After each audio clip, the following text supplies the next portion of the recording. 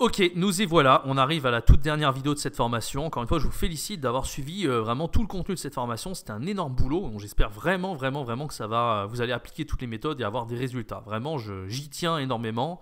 Je veux vraiment que vous ayez des résultats insolents grâce à cette méthode. Et voilà, donc de toute façon, vous avez la garantie satisfait ou 3 fois remboursé, 3 fois le montant si au bout des 180 jours, vous n'avez pas le niveau C2. Donc dans tous les cas, vraiment, je mets mon ego sur la table et je tiens vraiment à ce que vous ayez les résultats. Et si vous ne les avez pas, eh bien vous demandez le remboursement en 3 fois, enfin 3 fois le montant de ce que vous avez payé. Donc vraiment, vous n'avez absolument rien à perdre dans tous les cas. Allez, donc comment négocier comme un pro? Dans ce bonus, en fait, je vous explique un peu comment, à travers tout ce que vous avez appris dans cette formation, c'est-à-dire que vous allez augmenter votre niveau d'anglais drastiquement, vous allez devenir beaucoup plus à l'aise. Et maintenant, à partir des compétences que vous avez acquises en tant que meilleur prof de FLE, parce que d'ailleurs, quand on parle mieux anglais, on est meilleur prof de FLE, surtout comme je l'ai dit au niveau débutant, mais à tous les niveaux en réalité, même jusqu'au niveau B1, B2, après au niveau C1, C2, c'est vrai qu'ils parlent très bien français, on n'est pas obligé de toujours parler anglais, mais voilà, c'est vraiment très utile et je vous explique pourquoi dans un instant. Alors, comment négocier comme un pro? Ça veut dire quoi négocier déjà? Négocier, ça veut dire qu'en fait, vous allez convaincre les apprenants de prendre des cours avec vous. Alors, ça peut être de leur convaincre de prendre un pack de cours, de prendre des tarifs plus chers. Si par exemple, vous voulez vendre à, je sais pas moi, 40 € l'heure, eh bien, il va falloir apprendre à négocier. Il n'y a pas tous les apprenants qui vont payer 40 € l'heure comme ça, à moins que vous ayez un profil béton, que ce soit sur les plateformes ou si vous n'êtes pas sur les plateformes, c'est la même chose. Il faut vraiment avoir beaucoup de preuves sociales et avoir un super profil de prof. Si ce n'est pas le cas, franchement, moi ça m'est arrivé dès le début d'arriver à négocier super bien parce que je suis à l'aise en anglais et j'arrive vraiment à bien convaincre les apprenants de prendre des cours avec moi. Alors comment je faisais en fait pour vraiment les convaincre de prendre des cours avec moi? Et tout ça c'était grâce à l'anglais, honnêtement.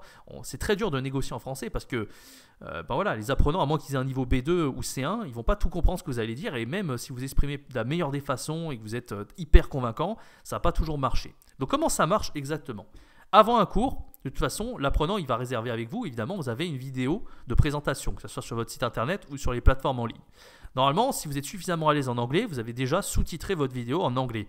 Alors, si vous n'étiez pas suffisamment à l'aise, peut-être que vous avez fait appel à quelqu'un dans votre famille qui est assez fort en anglais, ou un freelance, par exemple, vous l'avez payé à l'heure pour sous-titrer votre vidéo. Si normalement vous avez suivi toute cette formation, vous êtes suffisamment à l'aise en anglais maintenant pour sous-titrer votre vidéo, d'accord ? Voilà, pour le message de contact, moi je vais vous donner un exemple dans la mind map, j'en avais parlé dans la formation Virtuose du FLE. L'idée vraiment c'est de définir un peu les goûts et les besoins de l'apprenant dans votre message. C'est-à-dire, voilà, vous contactez les apprenants en disant voilà, je peux vous aider à faire ça, mais tout dépend des goûts que l'apprenant il a. Vous parlez un petit peu avec lui par écrit en amont et suite à ça, vous pouvez lui dire voilà, moi je fais des cours qui sont basés sur telle ou telle chose. Par exemple, si vous parlez de musique et l'apprenant adore la musique, ça peut être très bien. Si l'apprenant il doit travailler la grammaire, vous dit voilà, moi je suis spécialisé en grammaire, je fais ça. Donc ça déjà, ça va retenir l'attention de l'apprenant. Et ça, bien sûr, moi le message de contact, je ne le fais pas forcément en français. On peut le faire en français. Mais l'idée, c'est encore une fois que l'apprenant comprenne tout, il soit sûr vraiment que vous êtes le bon client pour lui. C'est comme la vidéo qui est sous-titrée en anglais. En fait, tout ça, ça sert à rassurer l'apprenant, d'accord ? C'est vraiment ça qui est important. Et de toute façon, l'apprenant, il voit que vous êtes un prof de français qualifié. Et dans votre vidéo de présentation, vous parlez français très bien, vous articulez très bien, etc. D'accord ? Donc ça, c'est déjà la première des choses. Je vais montrer un exemple de toute façon de message dans la mind map. Ok ? Alors maintenant, ce qui va être important, c'est surtout sur la fin du cours. Pour arriver à bien négocier, c'est là que ça va faire la différence sur la fin du cours. Enfin, tout ce qui va se passer pendant le cours, bien sûr, c'est hyper important. Ça, il n'y a pas de problème. Mais vraiment, la fin du cours, moi, c'est vraiment ce qui m'a aidé à convertir un maximum d'apprenants. Qu'est-ce que je faisais? Déjà, je faisais un diagnostic du niveau de l'apprenant. Si par exemple, je faisais un brise-glace, je disais ce qui allait pas, d'accord, ce qui a été bien, ce qui a été moins bien, et les principales erreurs. Et j'en parlais à la fin en anglais pendant bien 5-10 minutes, vraiment, mais il faut que ça soit fluide. Votre manière de faire le diagnostic en anglais doit être extrêmement fluide. Ok ? Donc, par exemple, je sais pas moi, si la personne disait, la personne faisait beaucoup de fautes, je sais pas, devant les prépositions des pays, etc. Je me rendais compte que son niveau de grammaire n'était pas super. C'est peut-être qu'elle parlait niveau B1, mais au final, au niveau de la grammaire, c'était pas top. Je lui disais à la fin, voilà, je trouve que franchement, tu as une bonne compréhension orale, tu t'exprimes bien, etc. Par contre, au niveau de la grammaire, c'est vraiment la chose que je vais te faire travailler. Parce que voilà, j'ai vu que tu avais quelques petits défauts au niveau de la grammaire. Et tout ça, je le disais en anglais, avec une sorte d'aisance.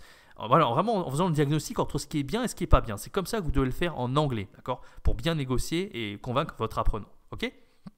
Ensuite, À la fin du cours, qu'est-ce que je disais? Je disais, voilà, moi, c'est ma façon de faire cours, je m'y prends comme ça, je fais ça avec des PowerPoint, je fais avec un manuel, parce que vous voyez que voilà, ça fait de A à Z, on suit une progression, ou alors je construis mes propres cours. Voilà, vraiment, vous dites un peu votre manière de faire cours. C'est pas en premier cours que l'apprenant peut vraiment se rendre compte de comment vous vous y prenez, mais vous mettez déjà l'eau à la bouche avec un premier cours, et ensuite vous montrez un petit peu comment vous vous y prenez par la suite. Tout ça, vous le dites en anglais, en montrant un petit peu, en partageant votre écran, et vous montrez vraiment ce que vous êtes capable de faire. Et ensuite, ça c'est peut-être le plus important, c'est de motiver l'apprenant par un objectif très concret. Un peu comme j'ai fait dans cette formation, quand je vous dis votre objectif c'est de passer C2 en 180 jours, l'apprenant vous allez vous dire voilà, vous allez passer de B1 à B2 en un mois. Tout ça, il faut le dire en anglais, il faut vraiment être persuasif. Faites marcher votre niveau. Il n'y a pas de petites phrases comme ça, de petits hacks. Je ne vais pas vous faire une liste de vocabulaire. Il faut l'improviser, mais il faut bien l'improviser ça. Et pour bien l'improviser, eh bien, il faut être à l'aise en anglais de toute façon. Vous n'allez pas choisir des mots prédéfinis ou lire un papier pour convaincre l'apprenant. Il faut être à l'aise, il faut déjà un super niveau d'anglais pour arriver à bien négocier avec l'apprenant.